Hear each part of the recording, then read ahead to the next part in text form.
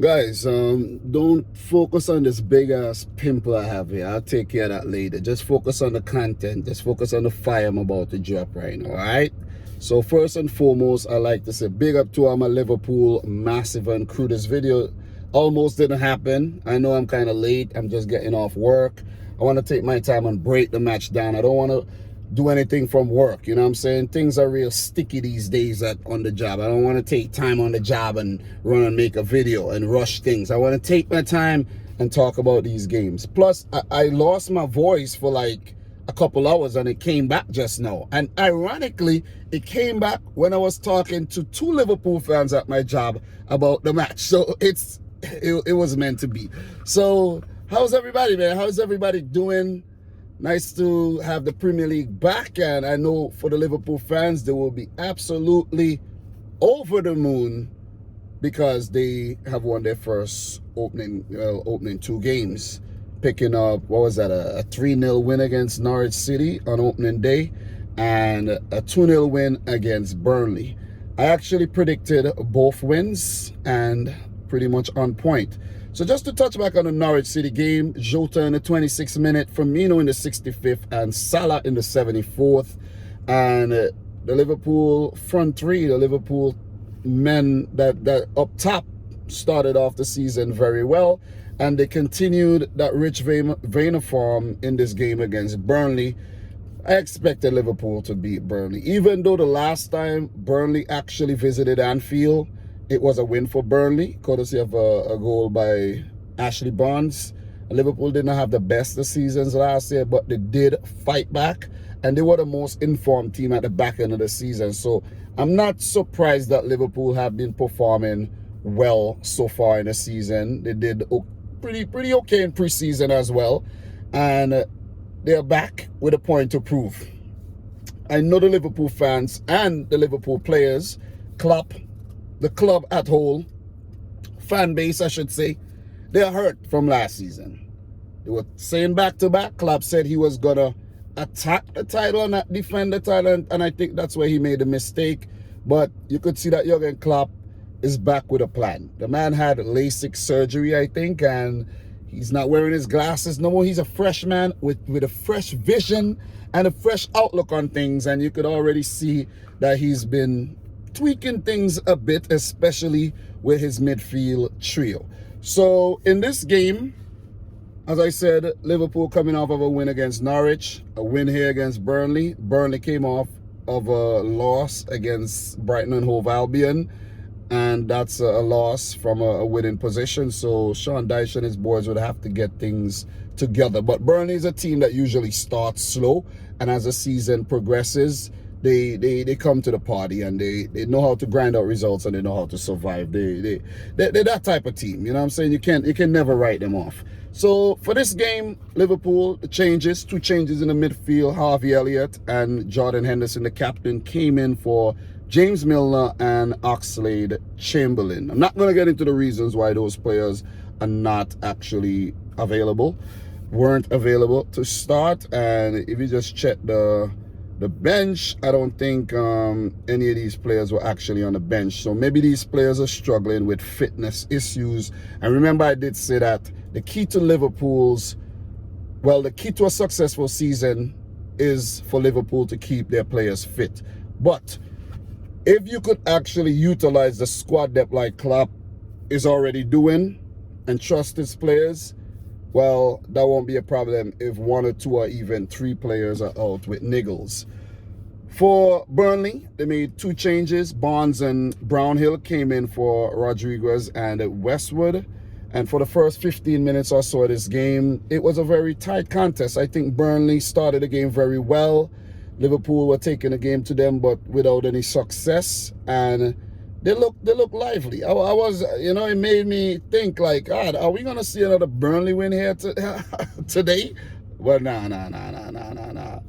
18th minute. As soon as that thought came to my mind, Liverpool scored. And that goal came, let me get that, 18th minute to be exact.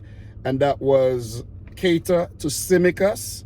And Tsimikas with a brilliant crossing to Diego Jota, who's brilliant with his head, headed in past Nick Pope giving Liverpool the lead. A well-deserved lead, even though they did not, let's say, dominate Burnley 100%, they were still the better looking team at that point in time. You got to give it to Tsimikas, man. This is a player who I called average when Liverpool signed him. And I think he has definitely grown. He has grown under Jurgen Klopp. Very unlucky last season with injuries and illness, but with Andy Robertson's injury, you could see he stepped up for these first 2 matches of the season. His first start in front of fans at Anfield as well, and he looks good. Back-to-back assists, and he looks like a goal threat. So I got to give it to Tsimikas, man. There might be a little weak spot in his in the defensive part of his game, but in terms of going forward, he looks really good, and he looks like he could actually give Andy Robertson a run for his money in the team if Klopp decides to, let's say, manage the workload of Andy Robertson, who played, I think, every game last season, every Premier League game last season, and you see he's struggling with injury. You don't want to actually overexert your ace left back like that. So Tsimikas will play a big role in Liverpool's season. So that was a great start there for Liverpool. 18th minute goal. Well done, Jota, scoring in back-to-back games. You got to give it to Diego Jota, man. The man has an eye for goal, and I think he is I think he might be the deadliest of the Liverpool's front four. Like, include Firmino, who started on the bench once again. So you're keeping a man like Roberto Firmino out the team, who has not really been in great goal scoring form. It's big, man. Jota is big. He really knows how to put the ball in the back of the net. So 25th minute, McNeil with a brilliant cross into Tarkowski's header. Almost beat Alisson at his near post, but we know how good Alisson is in goal, and he came up big again with a really, really important save to keep Liverpool ahead. Look, 2-0, clean sheet, back-to-back games. Listen, Liverpool sending a statement. Virgil van Dijk back in the defense again. Joel Matip, we know how good these guys are together. Trent Alexander-Arnold's game looked like it has gone up a notch after a disappointing season last year. And Tsimikas obviously is playing some good football with Jordan Henderson just above them. So it was pretty difficult to break down this Liverpool defense. Even though they do give you a chance now and again, you know you have that insurance policy in the net, and that's Alisson Becker, one of Brazil's finest, along with Edison, though. I got to throw that one in there. So, look, gritty football by Burnley. Even though they went behind, they still took the game to Liverpool, and they just held their head up, and they just tried. They continued to try to get that goal. I think Dwight McNeil looked very, very bright. We know the quality of McNeil. Brownhill is another one, and I think Barnes and Wood, they really played with a lot of passion, and they tried. Sean Dyche's man, I sound like Sean Dyche right now, a little like Sean Dyche, but they actually really tried to come back into this game.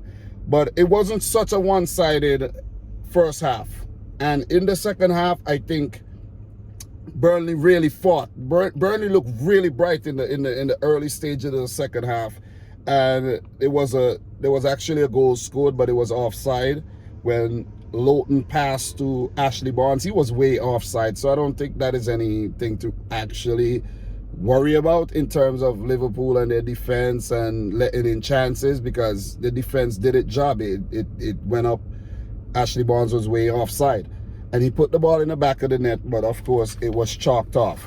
And after that very early foray in the let's say in the early stages of the second half, the game kind of petered away a bit, because Liverpool, they came into the match and they just said, listen, man, we got the lead, we have to manage this game, we got to stamp our authority over Burnley.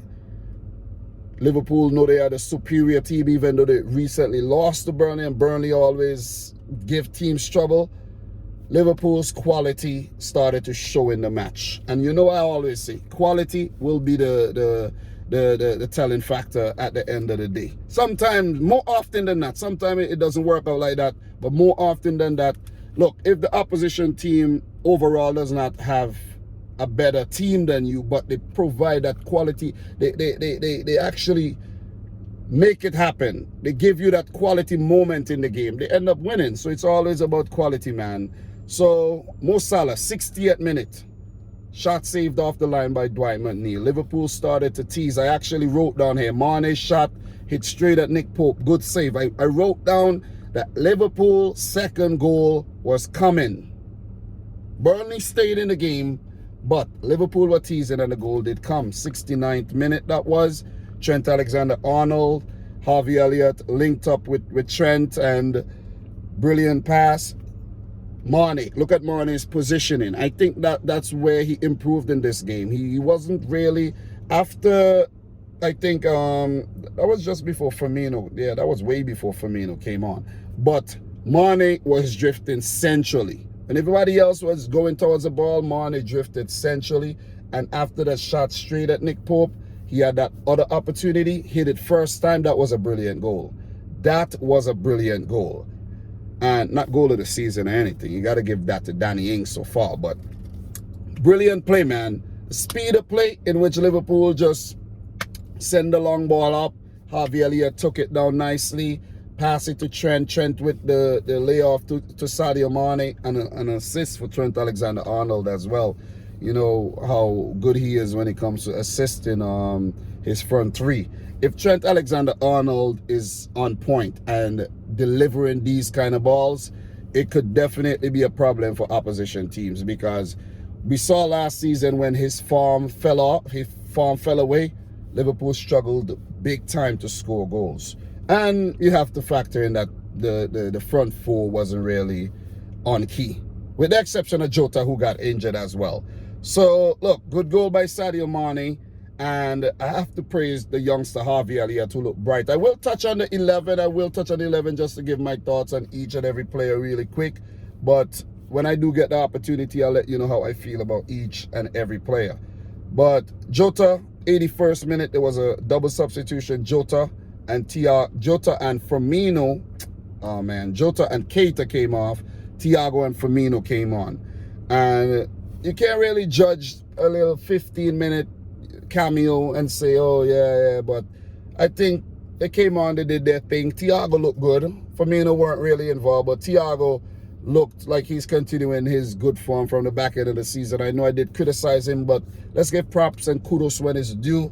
And the man's doing his thing. You see what I'm saying? Let's see if he's going to get a better season than last season for Liverpool, because that's the expectations after coming off of freaking winning the title every season over in I almost said Bayern Munich, the Bundesliga. So Burnley did get a few chances at the back end of the game though. Liverpool, I don't know if they were a bit lax or they were a bit complacent, or I don't know if they were tired, because Burnley did give them a good game. It wasn't a walk in the park. It wasn't no Man City 5, Norwich 0 walk in the park. You see what I'm saying? I just had to throw that in there too, but there'll be a separate video for that. But Burnley, they're a fighting team, and they showed that at the back end of the game. Van Dijk with a big block. Alisson had to come up with a few big saves. And again, Liverpool looked desperate to keep that clean sheet intact, because who knows, things might come down to goal difference at the end of the season. And it's important to keep that ball out the back of your net for morale purposes as well. It's like a big win for the defense. So Liverpool once again, clean sheet and the win. Pretty convincing win if you ask me. They could have won by more if Mo Salah had put away some of those chances. But it's still early times. Mane did get a few opportunities as well that he didn't put away. But still early times in the season, and the players will need time to get their engine warmed up. But overall, quality performance by Liverpool. Burnley, keep your chins up. You guys, is what we expected. Burnley give Liverpool a good game. And I think they'll be that team always trying to fight off relegation, but maybe somehow, because they have the manager in Sean Dyche who has the know-how to survive. But overall, not a bad performance by Burnley, but the better team won on the day. In terms of stats for this game, guys, I'm taking my time. I know the video is long, but who cares, man? You see what I'm saying? That's why I didn't make the video earlier. Liverpool, 27 shots at goal. They peppered Burnley's goal. 27 shots, 9 on target, Many of them blasted over. So they were a bit wasteful, Dominated possession with 67% of the ball, 527 passes. I think the passing accuracy could be a little bit higher. It was 82%, so maybe that's something that Liverpool could work on. They had 8 corners compared to 4 corners taken by Burnley, and Liverpool defended them well, of course. Burnley had 9 shots at goal, 3 on target. I think they had their chances. They had their opportunities. You see what I'm saying? So that's why I said it was not such a one-sided game. It was not a walk in the park. Only 33% of the ball. We expected this. Burnley are not a team that dominate possession. They had 66% pass accuracy. They do not pass the ball well. They're long ball type play. You know, they play that long ball football. That could be effective at times when teams are implementing that high line. And, you know, Liverpool and Man City they play the high line football. You know, Burnley always get smashed up against City, but against Liverpool, the high line always seemed to be a problem, man. You know, but with Van Dijk back in the defense, Liverpool ain't got nothing to worry about against teams like Burnley right about now. Remember, Van Dijk didn't feature in the loss. So, yeah. So, quality performance in terms of the players, man. Liverpool fans, I know you're watching. I don't think there's many Burnley fans watching, so I'm not even going to run through their teams. I don't even know how their freaking players look. Seriously. I know Ashley Barnes and Chris Wood and McNeil. And I think I know most of them. Yeah, I know Brownhill and Goodmans, and yeah, I know them. Like Charlie Taylor, I couldn't pick him out from a lineup. Matt Lowton can't pick him out. Jack Clark can't pick out these guys from a lineup, man. Most of them I can't pick out, but not most of them, a few of them, but still. Burnley, I think they're just a boring team, man. You know what I'm saying? Sedative FC. They just play that type of football that make you fall asleep, and they got to do something. They got to inject some more money into this team, get some young, fresh, exciting players from different continents, man. I'm fed up with this freaking boring football that Burnley be playing. Annoying team. Very, very annoying. But Liverpool, quality performance, man. Alisson Becker did his thing again. Tsimikas, as I said earlier, quality performance in these first 2 matches. Let's see how many more games and starts he get this season with Robertson fit again. Virgil van Dijk looked like he never left. Yo, the man is straight class, man. He just plays with so much ease and so much composure. And with him in Liverpool's defense, oh man, it's going to be a problem this season. Liverpool would definitely be up there fighting for the title if all these first team players stay fit. Big up to Fabinho. I did make a video on my Dominic Rich FC channel.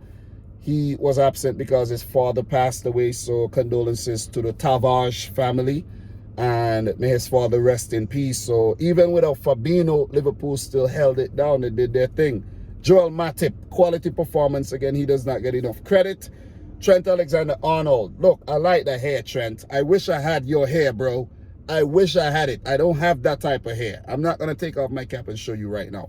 But I'm telling you, Trent Alexander-Arnold, he looks like he's playing some decent, no, more than decent. Way more than decent. I think last season he was decent.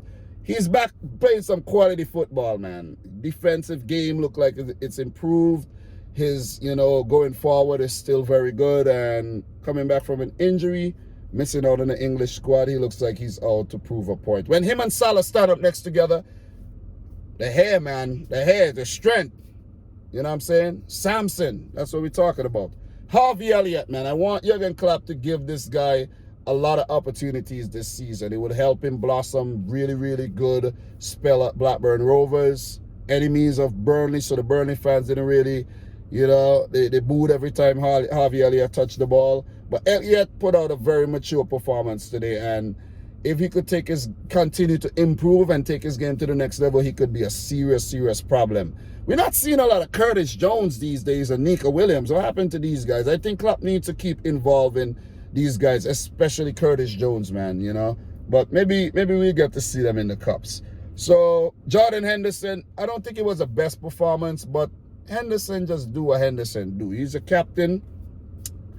I know the Liverpool fans are happy that he's back in the team again. Naby Keita, I think, was the weakest point. Is the weak link, I should say, in this Liverpool team at the moment. It's not that he had a bad game, but sometimes he gave away the ball, and he didn't, not looking like that Naby Keita that Liverpool saw at RB Leipzig and said, listen, man, we about to play that, we about to splash the cash.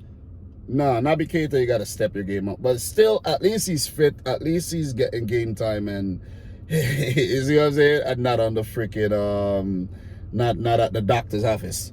So, Mo Salah, Jota, Mane, the three-prong attack, they're looking dangerous. They're looking deadly. And Mane's confidence would go up with that goal. Jota with another goal. Salah looked very, very, very threatening on the day. And I think Liverpool have started the season in the most ideal fashion. Could not have been a better start to the season for Liverpool and their fans. So, look, what else could I say? I'm just calling it how it is. I'm giving props, giving kudos. But just remember, guys, if Liverpool lose, they draw, I'm going to come out and do the same thing. You see what I'm saying? I'm come out and do the same thing because I'm just being honest. I'm just being real right about now. That's the best thing I could do. Joe Gomez did get a run out off the bench, so that would do his confidence a whole lot of good. I know he'll get his opportunity when the time is right, man. You know, he just came back from an injury. I don't think they should rush him, but it should be a healthy rotation between, you know, Van Dijk and Matip, and sometimes Gomez and Matip. Maybe you don't want to do that, I don't know. But Van Dijk should be the constant, right, Liverpool fans? If you are to just keep winning these games. Liverpool has a big test next. The test is Chelsea. The test is Chelsea. Norwich, come on, man. Come on, guys. Easily brushed aside. Burnley, brushed aside. The test is Chelsea. And then there's Man City on October 3rd. Their other 3 games are winnable. Leeds, Crystal Palace, Brentford. If Liverpool could beat Chelsea, beat City, 7 games, 7 wins, that'll be hard. That'll be hard to actually beat. That'll be hard to beat. That would be hard to beat. So that's the key. I think that's the key right there. And then there's United coming in October too. Look, if Liverpool could get a solid 10 games, let's say without losing any games, I think definitely title contenders. So guys, I'm not gonna get too deeper into this. I'm gone 22 minutes. Most Liverpool fan channels probably didn't even put out a 22-minute video. Yeah, they probably went live and did, but still, it's a long time. But you guys know I like to take my time and get it out. Talk to you guys about exactly what happened. But Liverpool look really sharp in the game, press well. You could see the hunger in their play and everything, and they came out with another W in front of the Anfield faithfuls. And it's very difficult to topple Liverpool at home in front of 50,000 Reds.